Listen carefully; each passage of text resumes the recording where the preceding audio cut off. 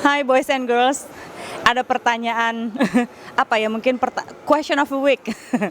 Ada pertanyaan yang susah-susah gampang, yang kalau misalnya ditanya sama anak remaja, ini enaknya mesti diapain sih kalau ketemu pacar posesif?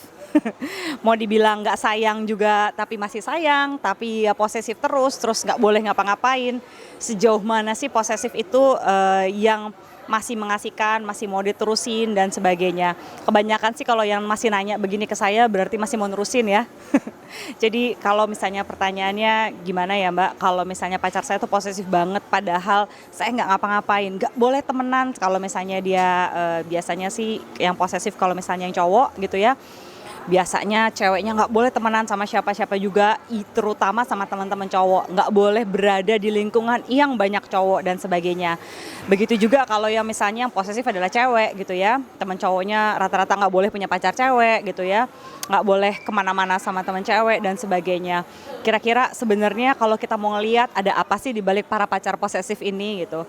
Pada dasarnya sih ada rasa takut kehilangan yang besar tentu saja. Ada rasa insecure atau rasa tidak nyaman terhadap dirinya sendiri sehubungan dengan pacarannya atau dengan orang di mana dia membangun relasi. Kira-kira sih sebenarnya seperti itu. Jadi kalau misalnya ada pacar posesif dan dimarahin dulu, rata-rata nggak akan berhasil. Yang paling enak adalah coba tanya sama pacarnya dulu. Kira-kira apa yang bisa saya lakukan supaya kamu juga merasa nyaman pacaran sama saya. Karena kalau yang penting tuh udah kita udah pacaran dan kita juga udah sama-sama cinta. Kalau misalnya tidak ada rasa kepercayaan, itu rasanya akan susah untuk jalanin terus ke depan. Jadi coba duduk dulu manis-manis gitu ya, berdua, coba tanya sama pacarnya, kira-kira apa sih yang sama-sama kita bisa lakukan untuk supaya kamu merasa nyaman ketika saya temenan dengan siapa aja gitu. Karena pada dasarnya kan nggak juga dipacarin ya, kalau misalnya masih banyak yang lain yang di luar sana yang bisa dipilih, kan kurang lebih seperti itu. Ada batasan-batasan apa sih yang kira-kira bisa kamu lakukan tanpa kamu kehilangan pergaulan, berteman dengan yang lain itu sehingga sama-sama pacar itu ngerasa nyaman.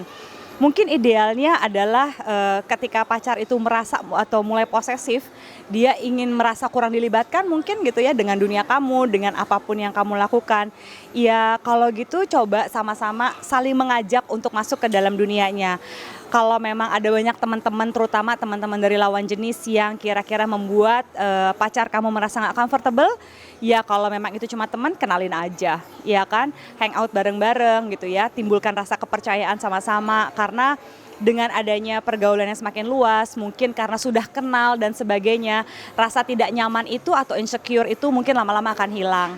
Tetapi kalau misalnya gimana nih, kalau misalnya udah dilakukan semuanya nih Mbak gitu kan ya, udah dikenalin sama teman-teman juga gitu ya, udah sering hangout bareng, masih juga dilarang-larang, masih juga ada yang posesif dan sebagainya. Kira-kira apa yang mesti dilakukan? Kalau itu pertanyaannya kayaknya kembali ke kamu lagi deh. Seberapa nyaman kamu mau terusin sebuah hubungan yang tidak berdasarkan rasa kepercayaan atau trust? Karena pada dasarnya kalau misalnya trust itu sudah ada gitu ya, kan kamu mau jalan dengan siapa aja, berteman dengan siapa aja, selama kamu tahu batas, bagaimana kamu menghargai pacar kamu, sebagaimana kamu menghargai teman-teman kamu yang berlawanan jenis, sehingga tidak membuat pacar kamu merasa tidak nyaman, itu kan sudah cukup dewasa dong kamu untuk tahu sampai di mana batasannya. Dan kira-kira kembali lagi kepada perjanjian kamu dengan pacar kamu. Kalau misalnya sampai masih sudah dilakukan seperti itu, pacar kamu masih sering posesif gitu ya, ngelarang-larang atau cemburuan yang tidak beralasan gitu ya, apalagi kamu belum pernah ketahuan macam-macam atau belum pernah melakukan hal-hal yang kira-kira membuat dia punya alasan untuk cemburu sama kamu, kayaknya mesti dipikirkan lagi deh. Sebuah hubungan tanpa trust itu kan juga nggak asik ya.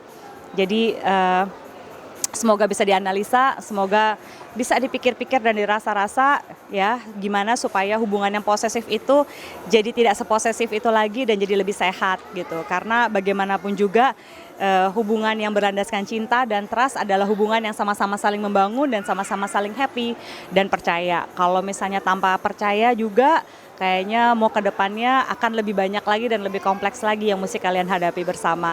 Masa remaja itu juga adalah masalah yang paling indah loh, jangan lupa. Jadi harus dinikmati sebagaimana juga apapun yang kamu lakukan dalam masa remaja kamu, begitu juga dengan masa pacaran kamu. So have fun boys and girls, sampai di pertanyaan selanjutnya.